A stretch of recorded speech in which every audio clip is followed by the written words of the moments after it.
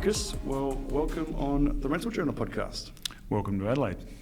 Yeah, actually, yep. I've been to the convention here. So we're actually at the Hire 22 convention at the moment. I've been to one before. Is this your first show? For many years. I think I've been to another one, probably the last time it was in Adelaide.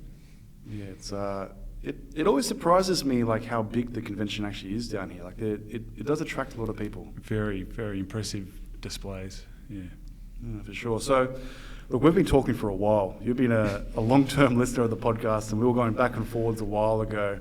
We're going to do an interview online, but then figured while I'm in town in Adelaide, best opportunity to sort of catch up. So, super excited just to share your story and learn a little bit more about Chris.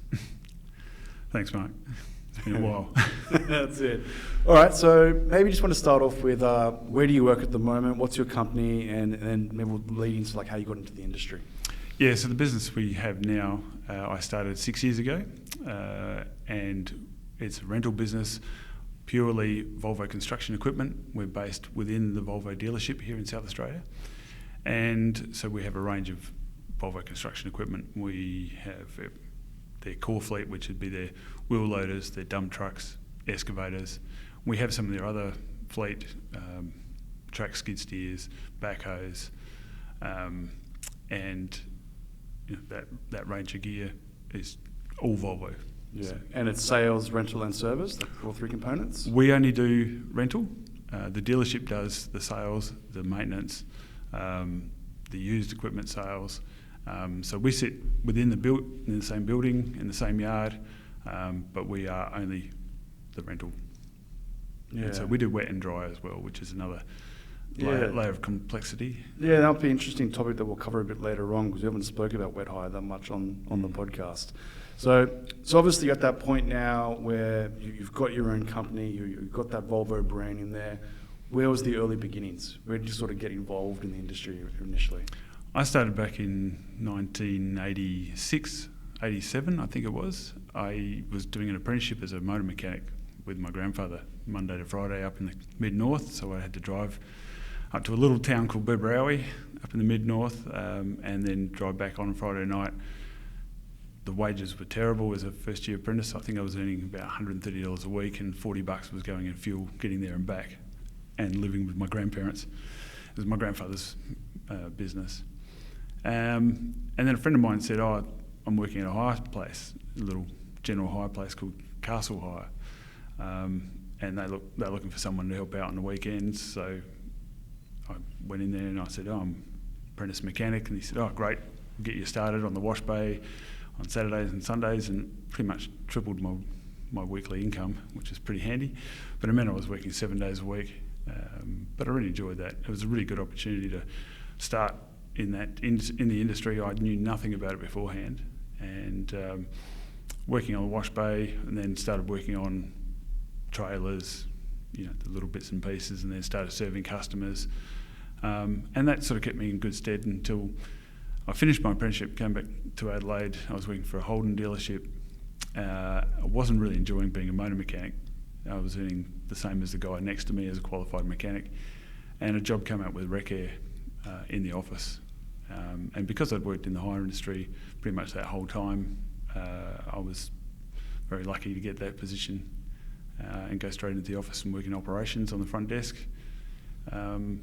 and get out of the overalls and into a nice clean shirt. And in those days, Rec Air guys used to wear a tie. Yeah, well, so we'll get into the Rec Air side in a sec, but I think it's every hire business's dream that a mechanic walks up and says, hey, can I have a job? It's usually the other way around here. It's begging, figuring out how they can supply. The shortage of staff and the challenge of getting staff in is a real problem. Yeah, I think I had to rewire every single trailer, every in between every hire.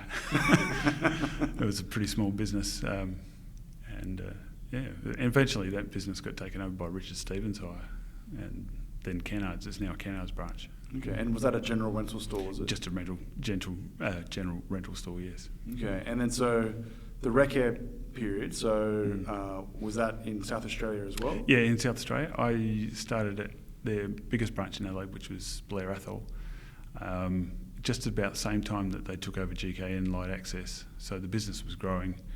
There was new products coming in, new people coming in, and it was just a huge learning curve. I remember the first day taking a phone call and someone said, "There's 11-ton padfoot roller." What's that? So eventually I learnt, their wide range of products, and that was fantastic. And then had the opportunity to go to Olympic Dam to work through the first expansion project at Roxby Downs with Western Mining. Coates and Rec Air both had branches there, and Rec Air,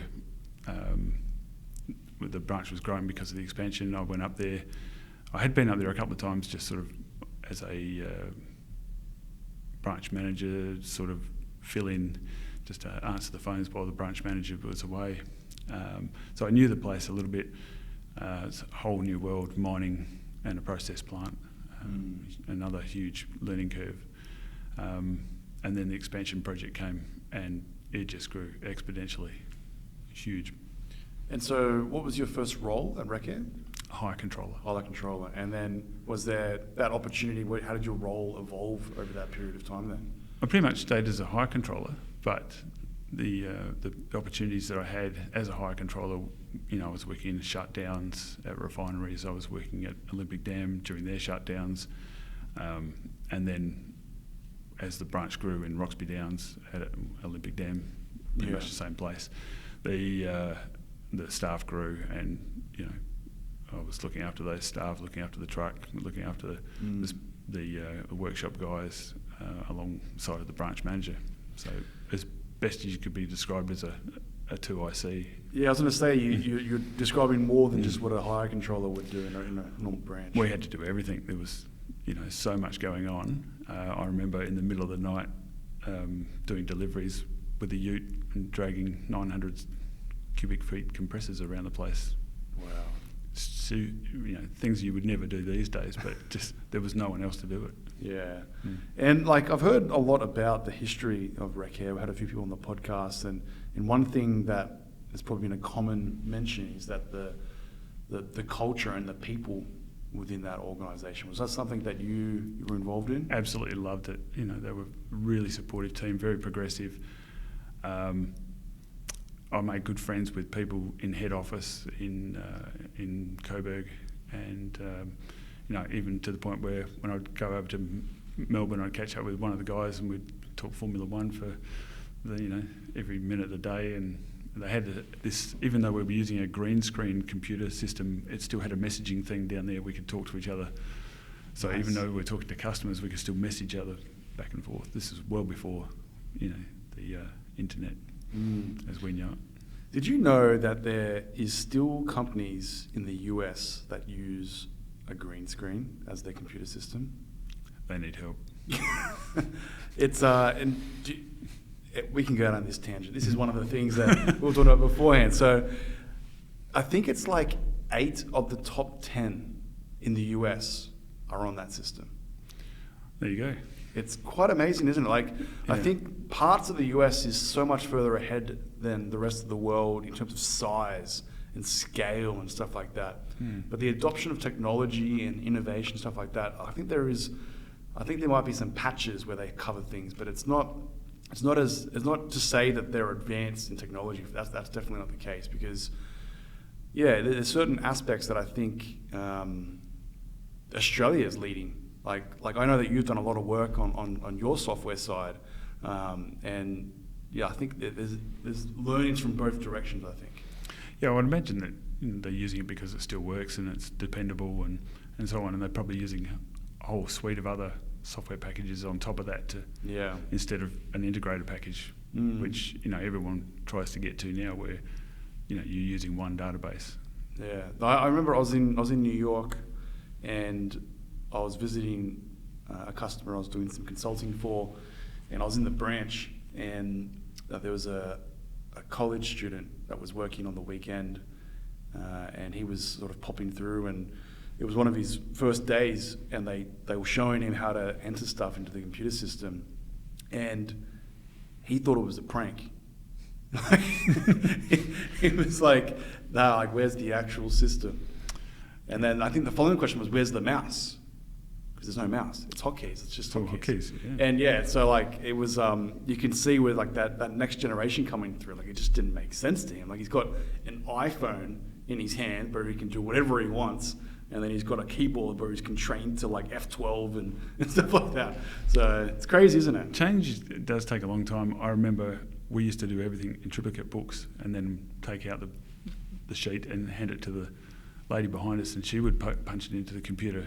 And then we had the rollout at Rec Air with computers on our own desk, and I remember being quite reluctant to it. How am I going to get time to do that? Yeah. And then after a while, you realise how quick it was and how useful the system was. You know, even that little question mark where you want to find something, and then you realise it had a really good structured database. It made it very easy to ring up another branch and say, that welder is not being used, can we have it? Yeah, I think that's a common aspect. Like even if, let's take a simple analogy of wet hire, because we'll talk about that in a sec. Having like paper dockets or paper tickets for your people in the field that are handwriting everything, they might think that it's faster for them to handwrite it because it's just there, and then they can hand the paper in, and then their conscious is done, like they're finished. But then the flow-on effect from that, delays in invoicing, not accurate details that are entered into the system, in terms of how fast you get paid, errors that come through, like all that sort of stuff. Like it's important to, like when you reference yourself as like saying, I've got a computer on my desk, how am I going to keep the time? I think it still exists today with auxiliary things where people are doing things on paper and they're a little bit nervous around moving to like a mobile app. I think it's still very, very relevant today as well. Yeah, the pushback that we've had sometimes when pushing out an app into the field to get guys to do check sheets or time sheets, you know, why do I have to do this? And after a while, once they start using it, they realise the benefit of it. But the benefit to us is huge in the back end, that accuracy. An example would be when the guys do a daily check sheet and they report a fault, and they might report that fault every day for 2 or 3 weeks until someone picks up the sheets and reads them all and goes, hang on, I didn't know this was a problem. We could have fixed it 2 weeks ago when the mechanic went past. Yeah, I didn't realise there was a big crack in the windscreen. No one told me that. Well, the air conditioner didn't work, or this or that. Something like that. Yeah, very interesting. All right, so back to Rec Air. So you got that experience. Then what was the sort of journey from there? Well, after I came back from Olympic Dam, that experience up there was amazing. But I pretty much got burnt out. We were doing huge days. I remember Christmas Day, Easter, everything was always busy because the plant ran 24 hours a day, the mine ran 24 hours a day, and it was time to have a break. So I ended up coming back to Adelaide just before 2000 and started a little CD shop down at Semaphore. Complete change. It was a childhood dream to have my own little CD shop, and did that with another fella, and it was called the Sonic Temple, and it was the quickest way to spend loads of money and lose it. But great experience. Lived a rock and roll lifestyle for about a year or so, and then I met my wife, and she said, you should do something that's going to pay the bills. So with her behind me, I was able to go to university, and I thought, well, the other thing I really like is property, because when I've been in Roxby, I'd been buying residential properties for rental. And so I went off and did a Bachelor of Business in property to become a valuer. And while I was doing that, I was still working I'd gone back to Coates, I'd gone back to Rec Air at that stage, just as Coates took over. So I went through that process and then stayed working for Coates on Saturday mornings at one of the small branches, and continued to do my university. And then as I went through that, I got a job with A.V. Jennings doing residential land development, and finished my degree with their support. And I'd left the hire business by that stage, had a full-time job there as a business development manager. And then it's going back a long way now. Then I was tapped on the shoulder actually by Macquarie Bank. They had a business called Urban Pacific, which is another residential developer. And I just started my Master of Business Administration, MBA at that point, and they agreed to cover that, which was fantastic. So I worked for them. That was a similar sort of role to A.V. Jennings, but also in South Australia, Western Australia and Northern Territory. So I was flying around the country looking for development projects, which was a fantastic experience. Again, working at that level and that sort of professionalism, you learnt a lot about risk management from the Macquarie guys. But then, of course, the GFC came, and it was time to get out of property. And at that point, Macquarie were getting out of property development. They were trying to get some people to stay and finish some projects, but I knew somebody whose children were at the same childcare place as my kids, and they happened to have their parents had a big rental business here in Adelaide, rent-free plant hire, and they were looking to retire and appoint a general manager. So I went in, had the interview, and started there. And that gave me some fantastic experience for the next 6 years until they finally retired. I was running their business. Okay, wow, what a journey. So you're telling me that you were in that hire game, and then you owned a CD store, then you got into property development, and then you came back after the GFC to the hire game as well. Yeah, and it was great. I really always loved working in hire because you're always helping people. Yeah. Helping solve problems. Even when we were working in the branch at Recare, the other branches in the country would ring up and say, well, we really need this, we really need that. And I would make it my business to make sure that those parts got onto the plane or got onto the truck, or the machine that they were looking for got there. It was so important to them and for their clients that the machines kept going, or they had what they needed to carry on the job. So that gave me the satisfaction, and I think that was what really enjoyed about the hire business was, helping people. Yeah, it's important that when you're in any role that you care. Like, you got to care about what you do. If customers, co-workers, leaders, anyone, suppliers, they can smell when you actually are motivated and care, and they can also tell when you don't care.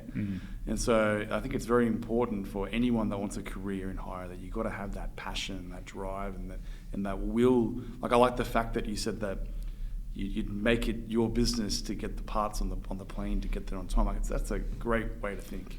Yeah, even now we've got machines working all over the country, and if someone needs something, I will take the parts to the truck depot and take photos of the con notes and everything and say, it's on its way. We've done everything we can to make sure that you're going to be up and running. We want to minimise any downtime. Yeah, that's really, really good. So then, once that organisation, you said the family organisation decided to retire, what happened then? Well, I had 6 years of working in heavy equipment, and I'd made a great relationship with Hitachi, Volvo, Caterpillar, but the local Volvo dealer, Adam Wallace from Warren Mining Equipment, gave me a call and said, do you want to start a hire business? Of course I do, especially with Volvo, what a great brand. And so we talked about it, and we talked to the guys from Volvo Rent, which is a different business. That's a rental arm owned by CJD on the eastern states, and we spoke to Alan from CJD, had a couple of great conversations there. They were very supportive, so Adam and I put a few things on the line and bought some machines and started a hire business 6 years ago. Wow, so there's a bit of a lesson here. I'm assuming that relationship that you built up was through networking and a business partnership, was on top of association, yeah? Yeah, we used to, at Renfrey, we used to buy Volvo equipment, and Adam and I got on pretty well. We come from a similar background. It wasn't until actually I started working in the same office with him in the rental business that we found out that we both went to the same primary school. Oh, wow. Almost at the same time. That's pretty cool. That's Adelaide. So it was a good relationship there, and we had similar values, and it just made sense. Renfrey were a big Volvo customer, and that customer was no longer there. and so there was an opportunity in the market to put some Volvo equipment into the rental market, and have it supported by his workshop team. So talk me through that initial stages then. So when you were approached to start that business, what did the initial days look like? Oh, it was frenetic. You go through all the normal things of starting up a business. You have plans, you look at those feasibilities, you wonder if it's going to work, you talk to people and get a lot of input from people who've got their own businesses. I had a very, very lucky relationship with the guy in Adelaide who has Hertz trucks and utes. Had a chat with him. He was looking at even coming on as an investor at one stage. But we kept it very simple. We thought, well, let's start very small and we'll buy a few machines and just grow it organically. We had the help from CJD's Volvo Rents, where they would put some fleet into South Australia and we'd rent it from them on a sub-hire basis. And it grew very quickly. I had a lot of connections in the industry from people who wanted to hire equipment. And then we offered the wet hire as well. But we started off with no computer system. I had an iPad and a mobile phone, and Adam had given me a desk, and I built a spreadsheet, and it was like, okay, well, how do we get this working? And I think it was about 9-12 months, and I said to Adam, I think I'm going to have to hire somebody. It was starting to get out of control. And he said, I don't know why it's taking you so long. And so I had someone come on board, and I had to teach them, what was required as far as the rental stuff goes. But it grew very quickly. We've got a fantastic product. I would argue probably one of the best equipment brands in the industry. So it's easy to rent it out. You're not trying to sell something that's not really wanted. Yeah. And so what were the first types of machines? Like what are we talking about? First machine was a wheel loader, L90 wheel loader, and that machine is still on hire. Wow. Long-term hire. It's been fantastic. From day one? From day one.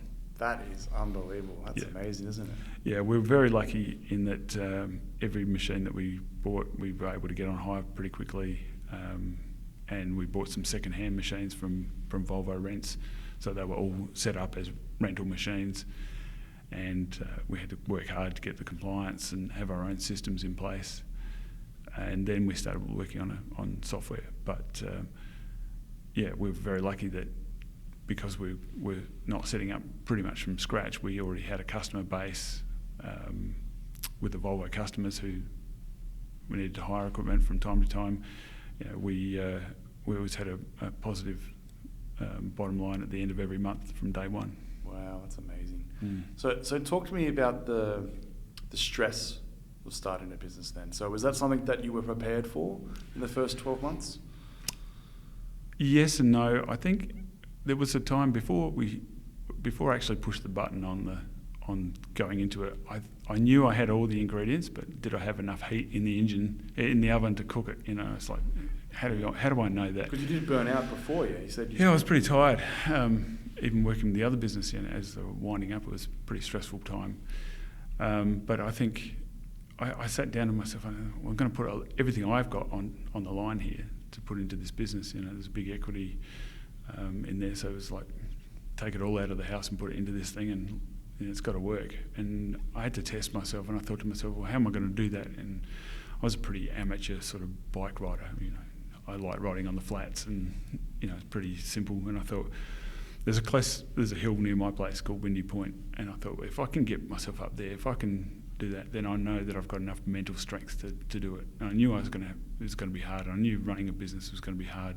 Read lots of books. I'd had my CD shop before, and I knew there was going to be stresses. And I started riding up to this Windy Point, and the first day I got to the first bus stop, which is not even a kilometre up the hill, and I was just about dead. And I thought, I really got to push myself here. Got to keep pushing myself. And every couple of days I'd go a bit further and a bit further, and eventually I got to the top. And it felt so good to get to the top, and I knew I could do this. And I knew that starting the business was the right thing to do.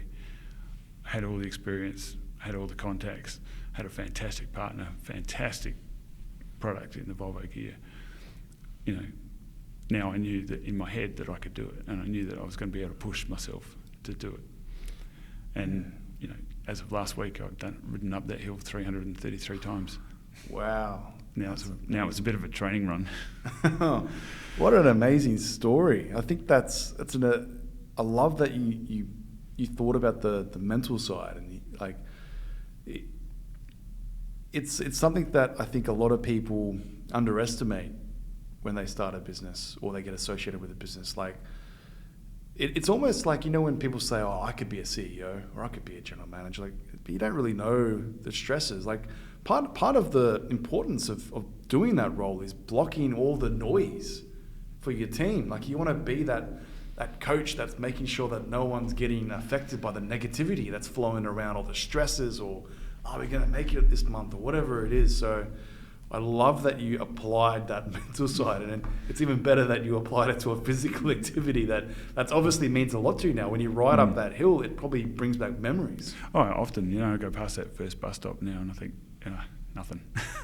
But at one point it was really hard, and now I get to the top and it's like, that's the start of the ride, and it's a bit the same, the analogies there for the business or the metaphor, you say, right, I've done that first bit, now what's next?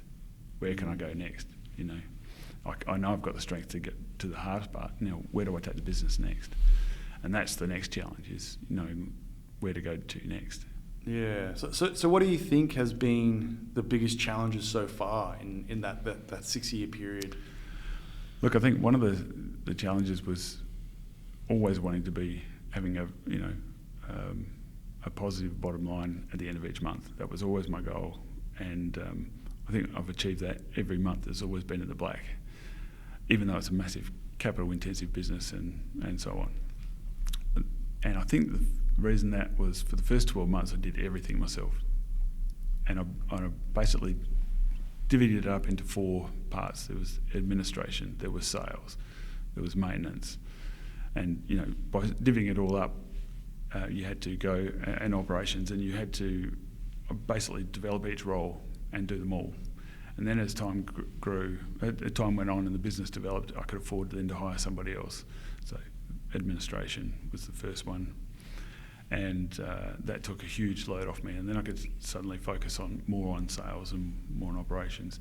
And recently we've taken on a guy who looks after all the service and maintenance of all the equipment. But because I was doing everything, I had to make it as lean and as efficient as possible. So I took on this philosophy of this guy called Greg McGowan, where you look at everything that's really essential. You question everything. You say, is it essential? And you boil it down to, is this process really essential? And when you have identified that it is essential, then you say, okay, well, how do we make it effortless? And that's where the software comes in. That's where the technology comes in. You make all these things as effortless as possible, so you don't have to keep hiring people or inventing new processes and systems to cope with these things. You only work on what's really essential. And the first part of that question is, what's important for the customer? I love that. So maybe let's talk about some of those streamlined processes that you have worked on. Obviously the wet hire component there, but I'm sure there's a lot more along there. So you mentioned that a lot of it was manual in the early days. So what were some of the key things that you streamlined, and sort of how does software and technology help solve some of those things? Yeah, so we used to, because everything's subcontracted, even the Volvo dealership, the service and maintenance, we are 2 individual businesses. So when we need machines repaired or serviced or prepared, we'd have to send them an order and say, can you prepare this machine, by this date? And they would go ahead and do that. Or if we have a breakdown in the field, so it was ring them up, send them all the details, and then they would come back to us and say, what's the serial number for that machine, all this sort of thing. Or we would organise transport, and so you have to ring up and organise the transport, and it's going here and there. And then when we got this software system going, where we were creating a rental order or a work for a job, we were then able to take all the information out of that job and send it as instructions to all those suppliers. So they would know exactly which machine it was, which attachments, what time it was going, who the site contact was. We just take the fields out of the rental order and be able to shoot them off to the individuals, instead of writing out pieces of paper and people losing things or getting numbers wrong. It was really important to get all the information to the right people at the right time, and that's worked really well. And that's been one of the things that's saved us so much time instead of writing emails and over and over again, especially when you've got multiple pieces of equipment going to one job, or on a Monday morning you've got 6 or 7 machines going out. You don't want to write heaps of different things. So now it's just a matter of delivery instructions. Choose which carrier you're going to take, and then it selects all the information. You just push a button and it sends all the information to the supplier. Yeah, so where did you get that technology side from, like that mindset? Because a lot of small businesses, they fall into the trap of, oh yeah, let's just hire another admin person. And next minute you've got a team of admin people that are just shuffling paper around the office and sending emails. Like, you really want to optimize that process. So where did that mindset come from? Was that something you learned, or you always had, or where did it come from? Look, I think it was one of those things where you want to make it. I've always had a plan that you want to make it so that if I step out of the business, someone else can do it. Or, if I'm not there, someone else can do it. So you make it as easy as possible. And it reduces the room for error as well. So it's a process then, you create the rental order on the system. All that information is then captured. Then it's just transmitting that information to the right people at the right time. And I think it was an efficiency thing, and it was driven by, every month we wanted to have that little black number instead of a little red number. And so you're always working on ways to do that. And I think by hiring people, there was always going to be, finding the right person would always be difficult, and the cost of having somebody. And, we try to avoid that where we can.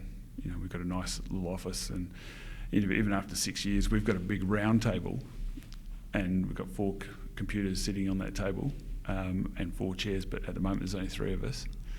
And it's working really well now. And as it grows, I'm getting tempted to hire somebody else to do the operations side of things, so I don't have to do that so much, or somebody to do the sales side of things, just to keep it really lean and grow just behind. We sort of push ourselves as much as we can, then we hire someone to do it. But the systems are in place that they can be trained to come in and do it very quickly. And that's our way of doing it. Yeah, it's awesome. very consistent. I think I've said to the staff that if I ever need a 5th chair, well, that's time for me to leave. Sure. And it should run itself eventually. That's very nice. That's good. So with all this technology and streamlining the processes, the front of mind, which you alluded to as well, is the customer. Always the customer. So making sure that the customer is reaping the benefits of some of these technology implementations that you've put into the business. So how does it improve the customer experience or the interactions with your customers? I think first of all, getting rid of as many mistakes as possible. There's that room for error by all coming out of the one system. All the information has to be in there for it to be saved as a rental order.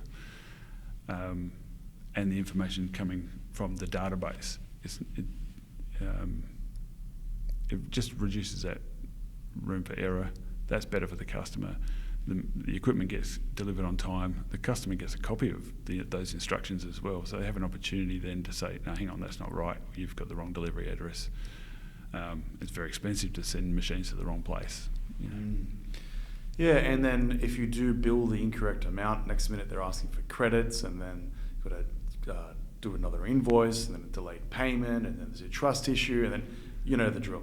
Yeah, that's right. So we try and make it, we aim for that effortless point for us and for the customer. That when they get a copy of the instructions, they see, yes, everything's right, that's exactly what they asked. We take that time to ask that question during the thing. We have a phone order pad, pretty much the same as what we used to use at Coates and Rec Air. It prompts you to ask all those questions that you can fill out a rental order. It's better for the customer in that they can see that things are being organised. They have confidence in it. If there's a machine breakdown or it needs to be serviced, they get a copy of that. They know it's been actioned straight away. They can see who the instructions have been sent to. They know that something's that's been actioned, and we can track then how long it takes to get that work done. We can track our suppliers, and we just always looking for that room for improvement, which is going to benefit the customer. Yeah, no, very much so. And so, look, we were talking before the podcast around making sure you ask the right questions when you talk to customers as well. One of the common mistakes that you said a lot of people make is they ask them, how long do you need the equipment for? So you want to just talk about that just a little bit? Yeah, I learned that from a customer. A guy came in from Whyalla, from the steelworks, and he said, I've got this job coming up, I've got to need this and this and this. And the first question I said to him was, oh yeah, so how long do you need it for? Thinking to my head, I'm going to get this machine on hire for ages. And he said, you guys always ask the wrong question. You should always ask, what's the job? What are you doing? And he said, you might be able to add some more value that way. And I took that on. This is when I was working for Renfrey, and that served me well ever since. And instead of thinking of what's good for me, it's thinking about what's better for the customer. And that's shaped everything I've done since. It was a really profound moment. Yeah, it's funny because sometimes people would probably ask, how long do you need it for? Because they're scared to ask questions, like they're a bit nervous. And so it's almost like customers aren't as scary as you think. Like you're up playing like what they're going to say. Like the customers love working with the suppliers that provide solutions. And so I think when people realize that there's a partnership there, and as I alluded to, like if you've got a scissor lift, like anyone can just say, yep, go get the 19-foot scissor. But if you can find out, well, you actually need to reach 25 feet, well, okay, now we're in trouble, aren't we? So like stuff like that is important to understand the purpose of it and build that relationship. And so you only gain that with experience. That's right. And that's where you can add some value and become more of instead of a store to them, you become a partner to them to solving their problems. You may have already come across this job before and said, oh, I've got another customer who used the same machine, but they use this attachment. Or, there's what are you using it for? Okay, well, our machines aren't really going to suit you, but I know somebody who can help you. And so the wet hire side, let's dive into that a little bit. So how does that fit into the business model at the moment? Well, it's an extra service that we provide. Again, making it easier for the customer. We can coordinate an operator through various agencies. We use a pool of agencies and coordinate the fuel delivery and the machine and the servicing and everything else, and they get one invoice. And it can be based on an hourly rate for Monday to Friday or Saturdays, or a flat rate, whatever suits them. And quite often that's much easier for them. Some of our clients might be a major plumbing contractor, where on occasions they need a bigger excavator. Most of their guys are plumbers. They don't want to put them on a bigger excavator without the experience. So we will organise the whole package for them, and then they'll get one invoice, and they think it's fantastic. So we've got 4 or 5 customers who that's all they do. They don't do any dry hire at all. It's all wet hire, and that's something we provide. But it does come with a lot of headaches, especially at the moment with such a shortage of good quality operators. Yeah, well, there's a few things there. You've got to find the operators. There's a lot more paperwork that goes along. I'm assuming you're doing pre-starts and timesheets and dockets and all that sort of stuff that goes along with it. Probably checking for any faults in the machine, making sure you're billing the correct hours. Does it go based on the SMU hours? Like, there's a lot of complexity. And I think one of the shortfalls that a lot of hire businesses fall into the trap of is errors. It's a lot easier to make errors when you're on wet hire. So it makes it, and you're exactly right. There's a lot of room for errors there, especially when you've got guys who have not used before as operators. They've worked for other people when they've done things different ways. We use our own paperwork. We have up until recently used paper books, and then we moved away from that because of the errors, and now we're going to a QR code system on the machines where the operator scans it. All the information for the machine is there. They can do their timesheets on there. They can get approved on their phone. They can do their check sheets on there. All that information comes back to us, and we know in real time when the machine's been checked, who's operating it, and their timesheets can come straight into the back end of our system. Yeah, no, that's I love that you're still a relatively small business, but you're so ahead of the curve from the technology side. We have invested a lot in it, and it does pay dividends very quickly. I've always thought about it's amazing that you can have these multi-branch companies, national companies that have millions and millions of dollars of assets, and they spend so little on innovation and technology to help them improve their processes. Let's just say hypothetically, let's throw a number out there, $200,000 to do an initiative to improve a process. It's so common for people just to push back and go, oh, we could just buy another machine. You know what I mean? Like it takes a certain type of mindset to see the benefit of implementing a certain software or technology or QR codes or telematics. That's another great example. Or GPS. Like I think that next generation of leaders that are coming through see that a bit clearer, because it plays a huge role in building up an ROI for the business. Yeah, and the technology's there to help us not do everything for us, but really help us. The GPS and the Volvo Care Track gives us all the information on servicing and fault codes. They're going to a whole next level with AI with Volvo at the moment. But what we're seeing, what really helps us is those reminders when equipment's due to be serviced. You know, we set it up so we know 2 weeks before, 1 week before, and then 20 hours before it's due for a service. We're on top of that when we've coordinated the servicing with the branch to go and do those services with the customer. The customer knows it's going to be serviced on time. It used to be that the customer used to ring us up and say, this is overdue for service. And now we're using all that information coming into our system, and we're not missing anywhere near as many services. Not perfect, but we're certainly maintaining it. I think it's really important when you've got millions of dollars worth of assets out there, which other people are using in remote locations or all around the city. The cost of the technology to maintain an eye on those things is insignificant compared to the cost of those machines and the value of them. Yeah, and there's a couple of elements to that as well, because I think anyone can get a GPS unit and just put it on a machine and just have dots on a map. That's been done for a very long time. It's the data that you take from that IoT or that telematics, whatever you want to call it, device, and it's what you do with that gives you a competitive advantage in the market. So I think the problem that a lot of technology companies have is that they come in and they push themselves as a GPS solution. No one cares about just the GPS. I can go to Navman and just get it. Like, who cares? Like, but I want to know, like as a rental business, how can I leverage the data from the machine to make better decisions? That's where the cream is. Yeah, and that's where we can help our customers as well. We can look at the driver behaviour, we can look at the fuel usage, and if they make improvements to their processes, or if it's a quarry, if they make changes to their haul roads or to their methods and their processes, they can start to see a difference in fuel usage, for instance, and make huge savings. And we can provide that information to them in a meaningful way. There's so much data available. Each machine's got thousands of points of data coming through, but making it meaningful and making it relevant to them.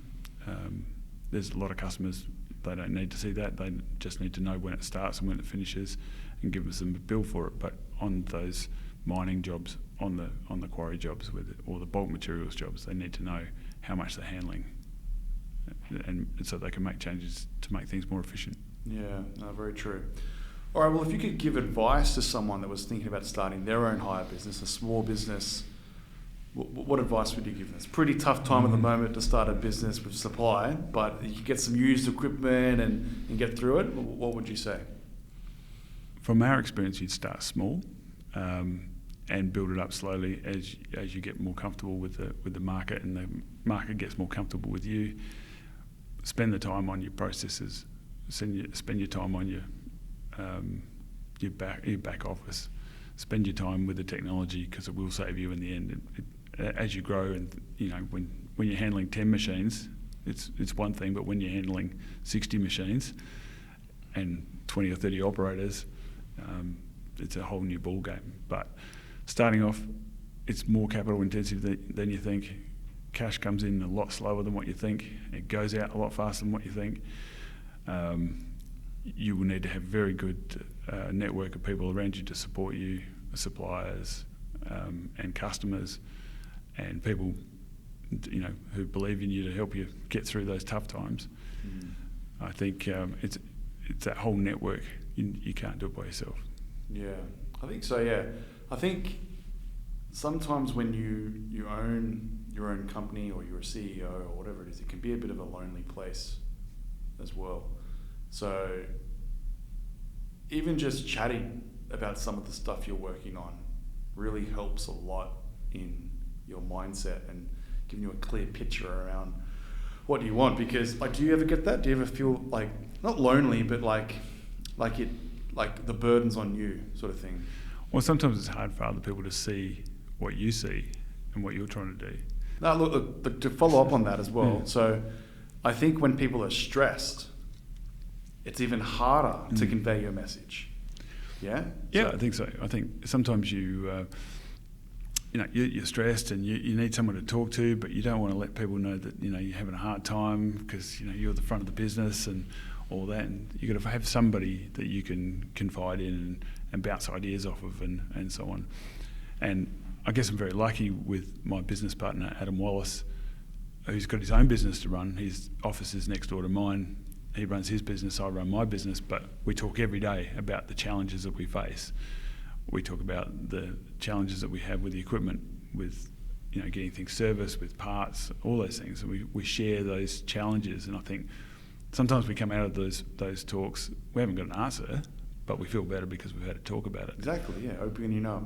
Yeah, and look, people, I would say, people relate more to someone that actually comes across as a human. People can't be robots all the time. If you show weakness,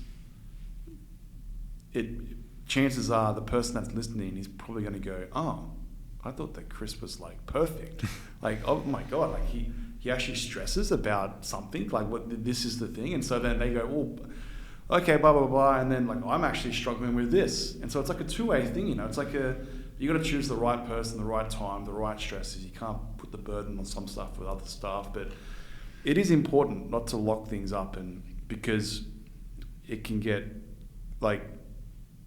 you can really get stuck in your own head. Yeah, and I think when we were all sitting around the same office desk, it's very important then to, even if I do feel stressed, we talk about it. Everyone hears the same conversation. You're all in the same room around a 2-metre round desk. My legs are like a duck under the water, they're going flat out, and I could be stressed about things, but I try and keep calm, because going off the handle doesn't help anybody. Yeah.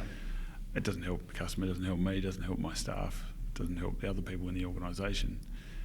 So it's okay, well, let's look at this problem and sort it out. Yeah. And then they start to approach the problems that they have that way as well. So keeping calm, but there's sometimes the stress is there, and that's when I go and talk to Adam, or go and talk to somebody else. There's always somebody I can go and talk to and say, oh, this is really not going the way I thought.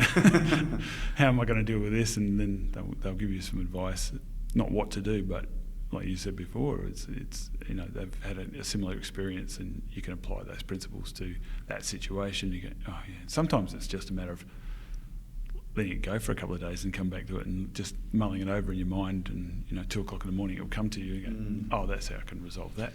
Yeah, and I think it's important for anyone that does any type of role, but in particular, if you own your own business, it's not if things are going to go wrong, it's when.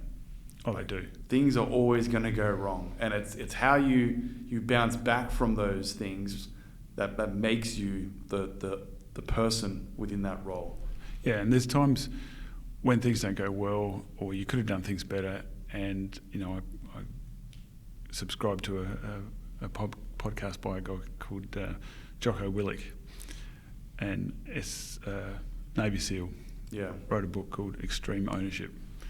And after reading that, I thought, that's it. You really, as a business owner, you've got to take, this ownership, complete ownership of everything you do. If something goes wrong, you've got to put your hand up and say, we did this wrong, we could do it better.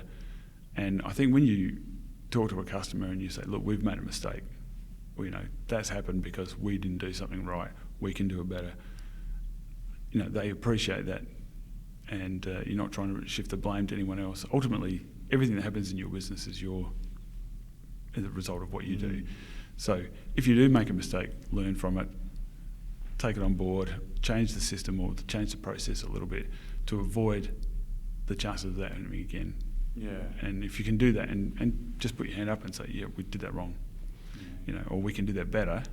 And talk about it as a team and say, okay, how can we do that better? How can we minimise that? Instead of having post-mortems, you have a pre-mortem. Especially with big projects, we do that and we say, what could go wrong here?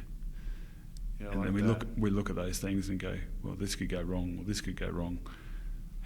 Let's try and avoid that before it happens, because we know that if we don't do those things, there's the likelihood of a major problem, is going to increase. And so over those years, like you've mentioned a couple of people already, like is there anyone that jumps out as a mentor that you think has played a big influence on you? Well, certainly Adam Wallace, my business partner, and I would say Larry Power from VRents, been fantastic.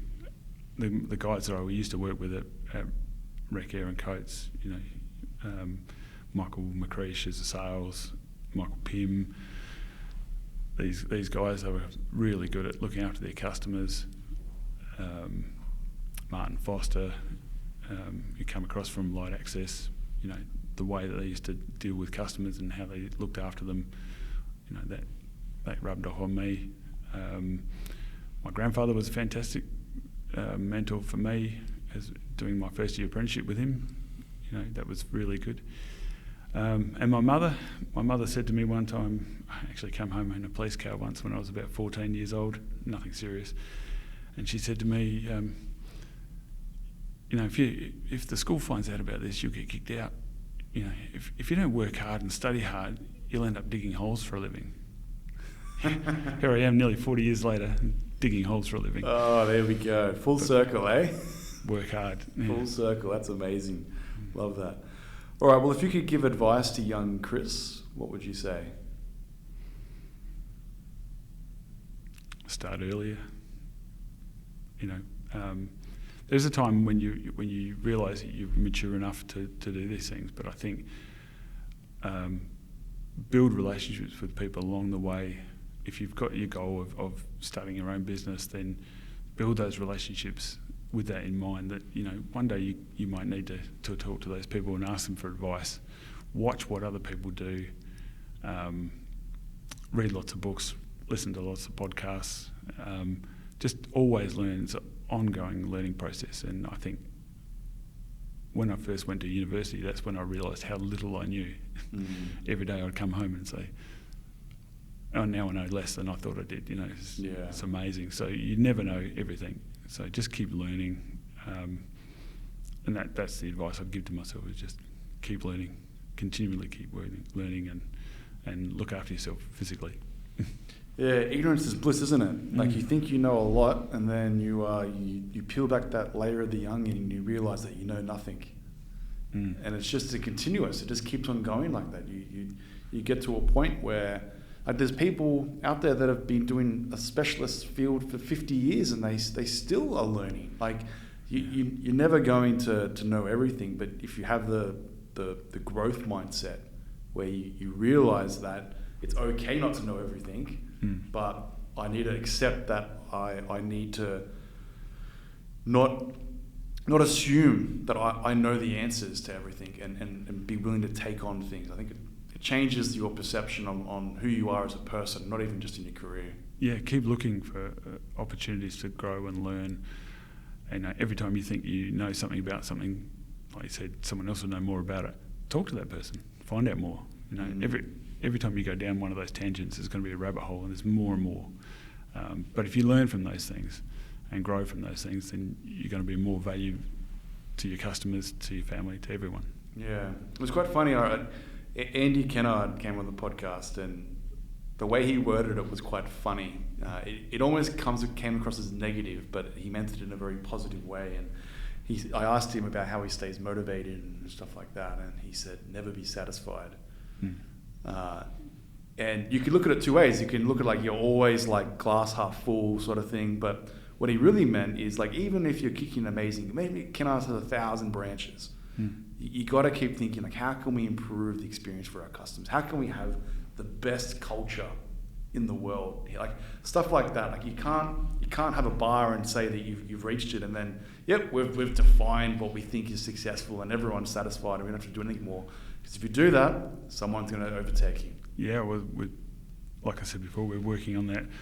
You look at what is essential, then make it effortless, and the next part is to make it flawless.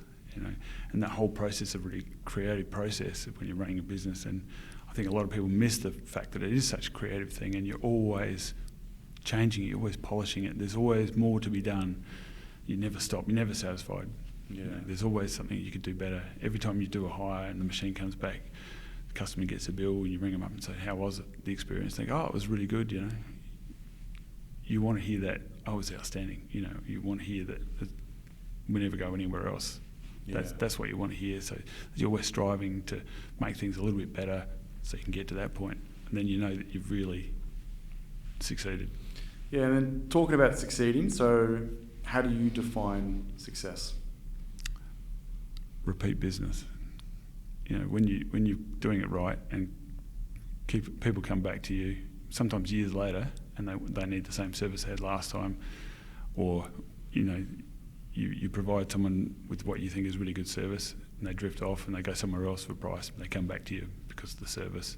You're doing it right, and I think that's when the success is really a result of what you do. And if they come back to us, that's success. That means that the result of what we're doing is them coming back, and that's the important part. We know we're on the right track. Yeah, that's amazing. All right, Chris, well, thank you for coming on the Rental Journal podcast. Thank you very much, Mark. Awesome. Been a pleasure. Awesome.